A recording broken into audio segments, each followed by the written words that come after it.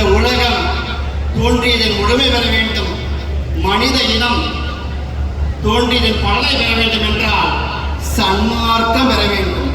இவ்வுலகம் முழுக்க சன்மார்க்க ஒளி ஓங்க வேண்டும்.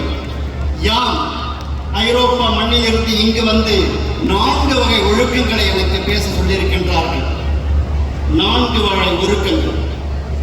வள்ளல் பெருமானின் நெறியை மரணமில்லா பெருவாழ்வை அடைய வேண்டும் என்றால் மனிதன் மனிதனாக வாழ வேண்டும். மனிதன் மனிதனாக வாழ்வதற்கு முதலில் ஒழுக்க வேண்டும். ஒழுக்கம் உயிரினும் ஓம்பப்படும் என்று வள்ளுவன் வந்துதித்த அந்த மண்ணிலே வள்ளலா வந்து சொன்ன வார்த்தைதான் சன்மார்க்க பெருநெறி. அப்படிப்பட்ட உயர்ந்த சன்மார்க்க பெருநெறியில் இருக்கின்ற 4 ஒழுக்கங்கள் இந்திரிய, கரண, ஜீவ, ஆன்ம ஒழுக்கம். ஒவ்வொரு ஒழுக்கத்தையும் பேச வேண்டும் என்றால் நேரம் போதுமா? அறிஞர் பெருமக்களே, உங்களுக்கு தெரியும் எப்படி அதை விரித்து சொல்ல இயலும் என்று. பெருமான் உலகலாம் என்ற வார்த்தைக்கு எப்படிப்பட்ட ஒரு விளக்கத்தை அளித்திருக்கின்றார். அப்படி பெருமான் அளித்த அந்த அருள் வார்த்தைகளை இங்கு பேசுவதற்கு எவ்வளவு நேரம் வேண்டும்? உடல், கண், காது, நாக்கு, மூக்கு, செவி, இதனால் நீ செய்கின்ற குறைகள் அனைத்தையும் நிவர்த்தி பண்ணி அதில் உன்னால் முடிந்த அனைத்து நன்மைகளையும் செய். நான் சுருக்கமாக உங்களிடம் பேசுகின்றேன். ஆனால் இந்த கரணங்கள், இந்த இந்திரியங்களை வைத்துக் கொண்டு நாம் துன்பத்தை மட்டும்தான் செய்ய முடியும். அம்மா மாதரசி அம்மா கொஞ்ச நேரத்துக்கு நீங்க ஞானசரியில சொன்னாங்க, துன்பத்தை நோக்கி நாம போறோம், துன்பத்தை செய்வதற்கெல்லாம் நாம் இன்பமாக நினைக்கிறோம் என்ற ஞானசரியில பதிவு பண்ணியிருக்கிறாங்க. ஆனால் இன்னைக்கு நம்மளுடைய இந்திரியத்தை வைத்துக் கொண்டு துன்பத்தை நோக்கிதான் இந்திரியம் செல்லும். அது இயற்கை.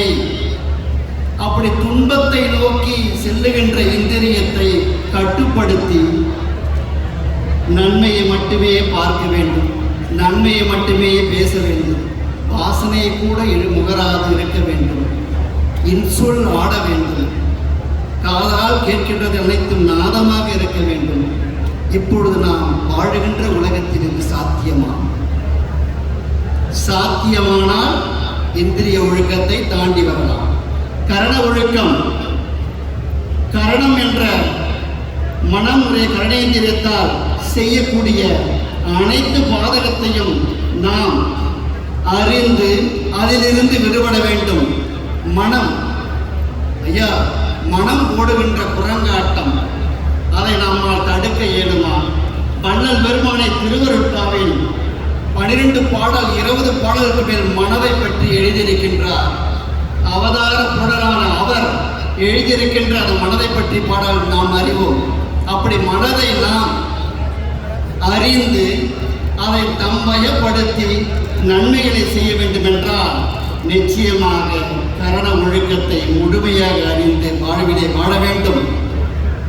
அதுக்கு அடுத்ததாக ஜீவ ஒழுக்கம். இந்த உலகத்தில் இருக்கின்ற அருட்தந்தை ஒரே நூல், ஒரே கொடி, ஒரே மார்க்கம், சன்மார்க்கம். இதிலே நமக்குள்ளே எவ்வளவு வேறுபாடு, நமக்குள்ளே எவ்வளவு கருத்து வேறுபாடுகள். இப்படி இருக்கின்ற பட்சத்திலே நாம் வாழுகின்ற இப்பொழுது இந்த சூழலிலே உறவுகளிலே இங்கு ஒற்றுமை இல்லை, நட்புகளிலே ஒற்றுமை இல்லை, வீதிகளிலே ஒற்றுமை இல்லை.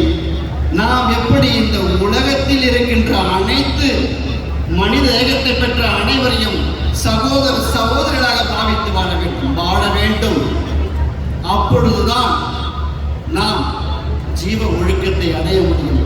இது நிச்சயமாக இந்திரிய கரண ஒழுக்கங்களை கடந்து வந்தால் அடைய முடியும்.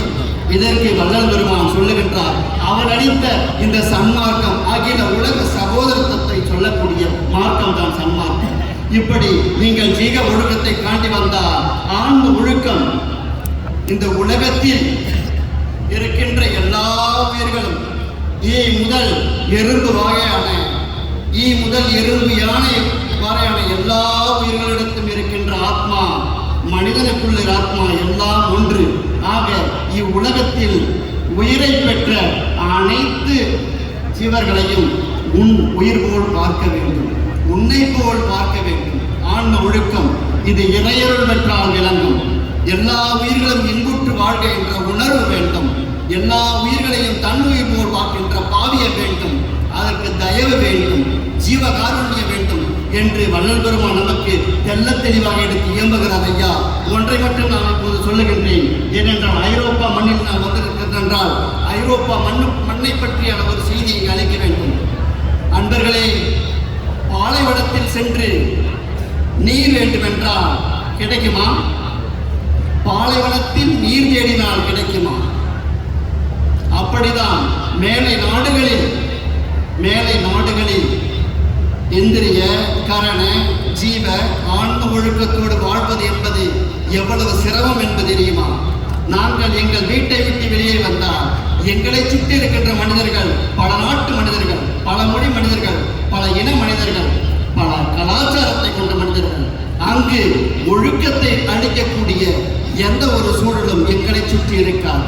ஆனால் குற்றாலத்தில் இருந்து கொண்டு நீருக்கு பஞ்சமா? இல்லையே. குற்றாலத்தில் திரும்பும் இடமெல்லாம் அருவிகள் பாய்ந்து ஓடுகின்றது. அப்படிதான் இந்த தமிழகம் ஆன்மீக பூமி. இந்த தமிழகத்தில் திரும்பும் இடமெல்லாம் சித்தர்கள் வந்து நாம் இந்த மனித பிறப்பை கடக்க வேண்டும் என்பதற்காக இங்கு அறிவு பொக்கிஷத்தை ஆன்மீகத்தை கொட்டி சென்றுள்ளார்கள். அப்படிப்பட்ட ஆன்மீக மண்ணிலே வாழ்கின்ற நாம் வள்ளல் பெருமான் சொன்ன நிச்சயமான அந்த சாகா கல்வி அறிய முடியும், அடைய முடியும், அது வாழ முடியும் என்பது நிச்சயமான உண்மை. சத்தியம் சொல்லி நமது வள்ளல் பெருமான் சொல்லுகின்றார். அப்படிப்பட்ட இந்த ஆன்மீக மண்ணிலே தமிழனாக பிறந்து ஆன்மீக மண்ணிலே சன்மார்க்கத்தை பெற்றிருக்கின்ற நாம் அனைவரும் பாக்கியசாலிகள். நாம் அனைவரும் சன்மார்க்கத்தை பெற்ற பாக்கியசாலிகள். ஆக செய்தி வந்துடுத்து முடிக்க சொல்லிட்டாங்க. ஆக இந்த ஒழுக்கங்களை, இந்திரிய கரண ஜீவ ஆன்ம ஒழுக்கங்களை கடைபிடிப்பதற்கு சரியான தருணம் இது, சரியான மண் இது, சரியான இயற்கை சூழல் ஒடுக்க இடம் இது.